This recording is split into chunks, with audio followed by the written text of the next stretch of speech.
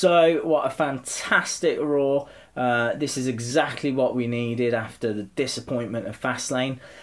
So they came out, they delivered one of the best opening segments I've ever seen, and then finished it off with one of the worst beatdowns I've ever seen as well. It was epic. In truth, the middle part, like halfway through the second hour, it's certainly into the third hour, it was a very average Raw, but this is all about the return of Shane O'Mac, and who knew we'd be talking about that. I've had a look on the websites today. I can see there's a lot of people that are proper on board with it, and I am one of those. And there's a lot of concern as well, which I understand, and we will address that. But you just got to drink in that moment when here come the money, money, money, money, money, money. When that music hit, I don't normally pop, right, when there's a surprise like that, because it takes me a few seconds to take it on board. And in truth, that's exactly what happened. The music hit, and there was a few seconds where I'm like, not heard this for a while. And then I realised it was Shane O'Mac, and it was epic. It was brilliant, absolutely brilliant. And this is what wrestling should be about. No one reported this. No one said that Shane was going to be coming out. I heard there was going to be a big surprise. I heard there was going to be something that was going to happen. It broke a few hours before. There was a name that was on Raw, but didn't expect this. You know, look, I mean, stick with me on this, right? But there is a promised land, okay? And I think we're all in agreement that we would love for WWE to get to this promised land. This promised land is a land, right? It's a WWE where you don't get title chances because you are massive, yeah? Braun Strowman, for example. Big Show. Kane, yeah? You get title chances because you're the best wrestler, yeah? Daniel Bryan, Dolph Ziggler, Kevin Owens, King Barrett or Wade Barrett or Bad News Barrett or whatever it is you want to call him, yeah? You know, he's about to leave because he's not getting title opportunities, he's not getting a chance to shine. And this is what we want Shane to do. You know, Shane's come back, and, you know, how impactful was it, right? How empowering was it to see a McMahon stand in the ring and say, stock's down, ratings are down, we've got so many injury problems, and it's all your fault, Steph.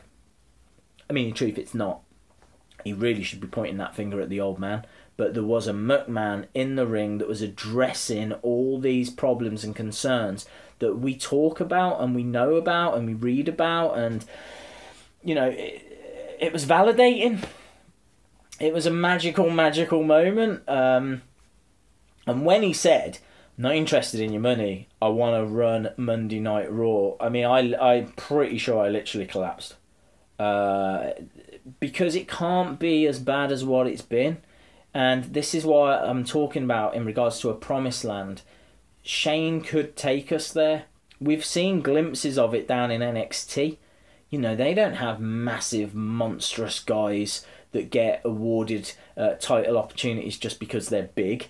They have, you know, Johnny Gargano, Sami Zayn, you know, all these great wrestlers that are gonna be or are getting opportunities because they're the best. And that is why everyone is so on board with Shane running Monday Night Raw, because it's been so stale for so long, and he could inject something new. In truth, we don't even know what he would do. He might promote Eva Marie, take it to 4 hours long, and balls it up even more than what it has been. But I don't think that's the case. I think that he would change a few things, and for the better. The problem is that he has now been told if he wants to do that, he's got to beat The Undertaker at WrestleMania. Now, this has annoyed a lot of people, and I understand why, because we wanted to see Kevin Owens Taker, or we wanted to see Sting Taker, or we wanted to see, or personally I wanted to see Balor Undertaker. So it doesn't really sit well that it's now going to be Shane against Undertaker, because we all want Raw to change for the better, so that means we have to support Shane. But we all love Undertaker because he's a legend and he's given us some of the best matches and moments of the past 20, 30 years. So now we find ourselves in a situation where you have to choose between Shane and Undertaker. In truth, it's not a choice. You know, if Undertaker is going to, retire one day, he can't retire with a record that says he picked up 2 losses at WrestleMania, one against Brock Lesnar, the other against Shane McMahon. That doesn't make any sense. So, unfortunately, I'm still rooting for Undertaker, even though I desperately want Shane McMahon to run Monday Night Raw, but this is what I'm saying. So many twists and turns that are definitely going to come. This is not the final story and we just head to WrestleMania, that's it. What's Undertaker got to say about this? There's every chance in the world Undertaker walks out there and goes, Vince, you're the problem. I don't want Shane. I want you. And, then we see a Shane Undertaker go up against 2 wrestlers of Vince's choosing, still within Hell in a Cell. And if Undertaker and Shane win, then Shane gets to run Monday Night Raw. Because again, don't forget, and I know consistency is not a massive issue for WWE, but it was Shane and Undertaker that formed the corporate ministry. There's no real beef between these two, so I'm really interested to see what Undertaker's got to say about it all. It doesn't feel brilliant having Undertaker as a little pawn as well. The fact that Vince can just turn around and go, well, you're going to face Undertaker, WrestleMania, in Hell in a Cell. The way this was going, I was expecting him to go, and there'll be squirrels, and those squirrels are going to have guns, and those guns are going to come with lasers, and it was just getting mental. But let's see how this all unfolds. What this has done is it has made it fresh, relevant, exciting. I can't wait for next week. This is a story that I am so into. I just want to see how it unfolds. Is it perfect? No. Is it what I would have done? No. But you know what? It's not John Cena. It's not Roman Reigns. There's a chance that they could take Raw in a different direction. You've had a McMahon stand in the ring saying ratings are down, stock's down, we've got injury problems. It was a breath of fresh air. It was brilliant. I loved it. So we, to wrap it all up, we find ourselves in a situation where it's Shane. If he wins, he gets control of Monday Night Raw. If Undertaker wins, then Vince gets whatever's in this lockbox. So, we've still got all of that side of the story to, unravel and explore, because you'll find out about it all. It's worth noting as well, actually, that in 2008, 2009, Stephanie and Shane were co-running Monday Night Raw, and Steph actually slaps Shane, and because they were disagreeing about the right way forward, and Shane kind of leaves her to it, and says, I can't wait to watch you run this show and this company into the ground.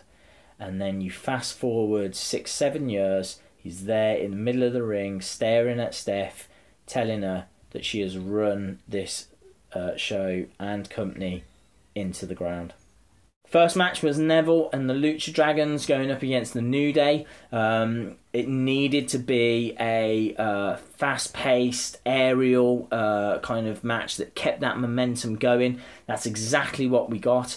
There were some crazy spots on the outside with Big E and Neville. I really enjoyed this. I really thought this was a really strong opening. It kept it all going, and it was the New Day that picked up the victory. So next after that, we had the Lesnar promo.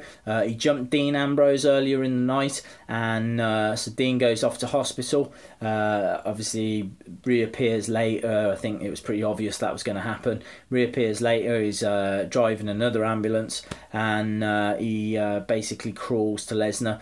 I kind of I would have done this a different way. I like this Dean Ambrose can't be stopped kind of vibe, but it didn't achieve anything. He didn't get one over on Lesnar. I'm sure all of that is still to come, but it's set up a match. It set up a match for WrestleMania. It was a really good promo. It kept momentum going. You didn't know what was going to happen, but I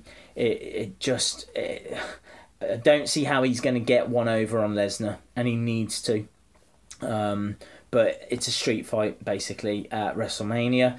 Very similar, actually, to the Hell in the Cell. I mean, the Hell in the Cell is going to be no disqualification. It's just going to be, blood and all that kind of stuff, I'd imagine. Street fight's just going to be very similar.